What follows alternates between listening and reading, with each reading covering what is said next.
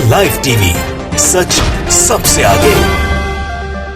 दोस्तों, मैं बात हफीज हूं। भारतीय जनता पार्टी के लिए अगर राजनीति करने का सबसे बड़ा विषय कोई है तो वह है आजकल लव जिहाद। लव जिहाद को लेकर जम के भाजपा के नेता राजनीति करते नजर आते हैं। कहीं कहते हैं कानून बनाएंगे, कहीं कहते हैं कानून बना दिया है, और उसके ऊपर राजनीति करने का कोई मौका नहीं छोड़ते हैं। लेकिन उत्तर प्रदेश में जहां सबसे ज्यादा ये चीजें दिखती हैं, वहां पर एक ऐसा नया खुलासा हुआ है जिसको सुनकर हर कोई हैरान है, हर कोई दंग है। उल्टा पूरा का पूरा लव जिहाद का मामला, जहां पर एक महंत आया है सामने जिसने 64 मुस्लिम लड़कियों की शादी हिंदू लड़कों से धर्म परिवर्तन करा के कराई है। अब लोग सवाल पूछ रहे हैं कि क्या ये लव जिहाद नहीं है, या ये क्या भगवा लव ट्रैप नहीं है जिसके बारे में कहा जाता है। और अलग अलग योजनाएं भी बहुत सारे कट्टरपंथी ग्रुप जो है वो इसके लिए बनाते हैं। जफरुल इस्लाम साहब ने डाला है इसको। जफरुल इस्लाम खान लिखते हैं कि केयरफुल, कोई भी हिम्मत मत करना इसको लव जिहाद कहने की। एक शादी कराते हुए एक महान की तस्वीर है, हिंदू रीति रिवाज से शादी कराते हुए तस्वीर है। विषय ये नहीं है कि कौन हिंदू रीति रिवाज से कर रहा है या कौन मुस्लिम रीति रिवाज से कर रहा है। विषय ये है कि सिर्फ एक पक्ष के बारे में राजनीति करने के लिए भाजपा के कट्टर समर्थक जो हैं वो इस तरह का माहौल क्यों बनाते हैं। जब दोनों तरफ इस तरह की चीजें हो रही हैं तो इसके ऊपर एक तरफा कार्रवाई क्यों होती है, मुकदमेबाजियां हो जाती हैं, सब होता है। तो इन्होंने यहाँ लिखा है कोई हिम्मत मत करना, खबरदार, careful, don't dare call it love jihad. कोई हिम्मत मत करना इसको लव जिहाद कहने की। मुस्लिम लड़की अमरीना बिजनौर की, उसको कन्वर्ट किया गया हिंदू धर्म के अंदर, राधिका बनी और शादी करी पप्पू, बरेली के पप्पू से, एक मंदिर में, जिसके महंत ने यह दावा किया है कि वो 64 मुस्लिम लड़कियों की शादियां हिंदू लड़कों से करा चुका है अब तक। इसके बाद से वो सारी चीजें बाहर आ जाती हैं जिसके ऊपर हंगामा खड़ा है। एक संस्था ने, आरएसएस से जुड़ी हुई संस्था के बारे में ये लिखा गया और उसने दावा किया, ऐलान किया था 1 लाख रुपये इनाम में देगी वो संस्था उन हिंदू लड़कों को जो मुस्लिम लड़कियों से शादी करें। इसके बारे में ये अखबार कटेंगे सामने, 1 लाख रुपये पाने हैं तो करें इन युवतियों से शादी। लव जिहाद और घर वापसी के हो हल्ला के बीच संघ परिवार की एक सदस्य संस्था हिंदू महासभा ने एक नया शगुफा छोड़ा है। तथाकथित लव जिहाद के खिलाफ अपने एजेंडे को आगे ले जाते हुए हिंदू महासभा ने अब हिंदू धर्म के युवाओं से ये खुलेआम अपील की है कि वो मुस्लिम युवतियों से शादी करें, उनको इसके बदले में 1 लाख रुपया मिलेगा। अब बहुत से लोग कह रहे होंगे कि ये इसलिए लव जिहाद नहीं कह रहा है क्योंकि यहाँ पर आइडेंटिटी छुपा के किसी तरह की शादी नहीं की जा रही है या जान से नहीं मारा जा रहा है, तमाम चीजें। दोस्तों, वसीम अकरम त्यागी का एक ट्वीट याद आता है। उन्होंने लिखा था, लखनऊ की रुकैया अपनी मोहब्बत यशवर्धन की खातिर धर्म त्याग कर मुस्कान आर्या बन गई। सास ने फिर भी उसे नहीं अपनाया, यशवर्धन ने दर दर भटकने के लिए छोड़ दिया। मीडिया खामोश है, शादी मंडप से प्रेमी जोड़ों को उठाने वाली यूपी पुलिस भी खामोश है, और पटकाधारी दीपक चौरसिया तो चुप रहेगा ही। अगला ट्वीट किया था वसीम ने, लखनऊ के रुकैया की स्टोरी ने इस बात पर मोहर लगाई है कि देश में लव जिहाद नहीं है लेकिन भगवा लव ट्रैप जरूर है, जिसके तहत दूसरे समुदाय की युवतियों को लव ट्रैप में फंसाया जाता है और मन भर जाने पर उन्हें दर दर भटकने के लिए छोड़ दिया जाता है। निसंदेह आरएसएस की मुहिम का हिस्सा है।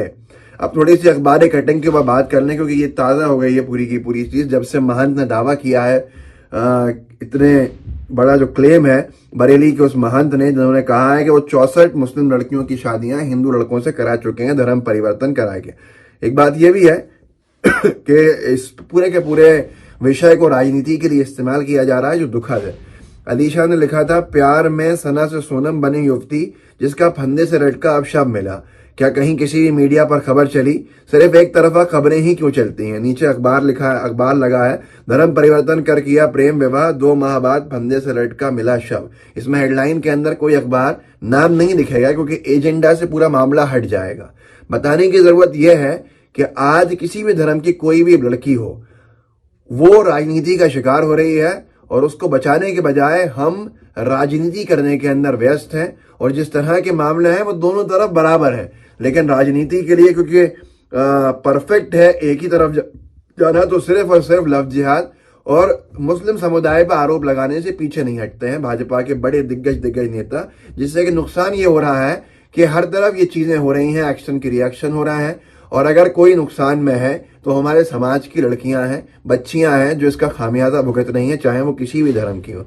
द लीडर ने लिखा, एक अखबार है द लीडर, उसने लिखा है, इश्क में मुसलमान से हिंदू बनी मुस्कान, नौकरी करके पति को पढ़ाया, 7 महीने में ही छोड़कर भाग गया।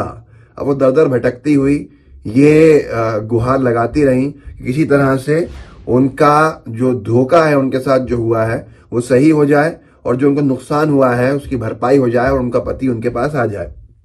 लेकिन उसके बावजूद भी कोई मेन स्ट्रीम मीडिया में, गोदी मीडिया में इस विषय को जगह नहीं मिलती है जिससे कि न्याय मिल सके, क्योंकि न्याय मिलाना मकसद नहीं है, राजनीति कराना मकसद है। अब इतना बड़ा दावा उस महंत का कि 64 मुस्लिम बच्चियों की शादी वो हिंदू धर्म के लड़कों से हिंदू धर्म में धर्मांतरण करा चुका है, इसके ऊपर कोई हंगामा नहीं है, कोई विषय नहीं है। ये इतनी बड़ी उपलब्धि के तौर पर बताया गया महान की तरफ से।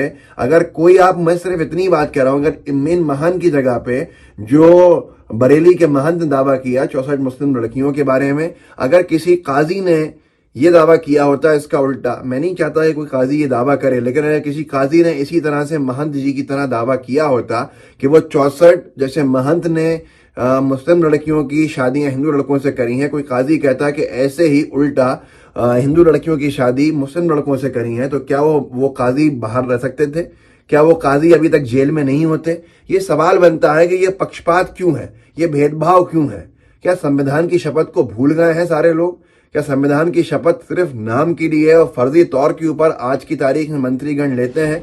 ये बड़ा विषय है।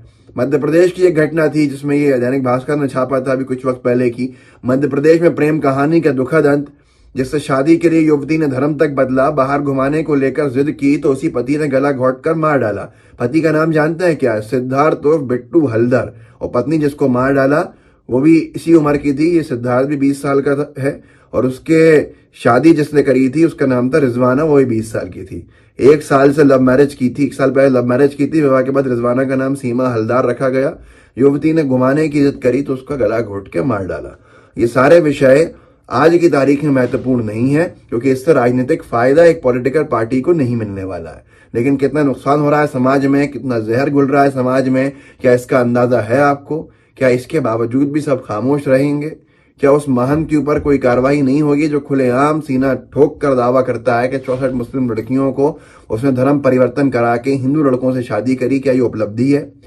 क्या ये वाहवाही की जगह है? क्या इसको इनाम के तौर के ऊपर दिया जाएगा कुछ चीज? कोई भी चीजें संभव हैं जब वहां बीजेपी की सरकार है और डबल इंजन की सरकार है। तो इस वीडियो को आगे बढ़ाइएगा, लोगों को जागरूक कीजिए, लोगों को बताइए कि हालात कितने बद से बदतर किए जा रहे हैं सिर्फ राजनीति के लिए, और खुलेआम किस तरह के काम किए जा रहे हैं और उसको जायज भी ठहराया जा रहा है। व्हाट्सएप ग्रुप होंगे उनमें शेयर कीजिएगा, साथ में लाइव टीवी को सब्सक्राइब कीजिए और बेल आइकन दबाइए। जय हिंद, जय भारत।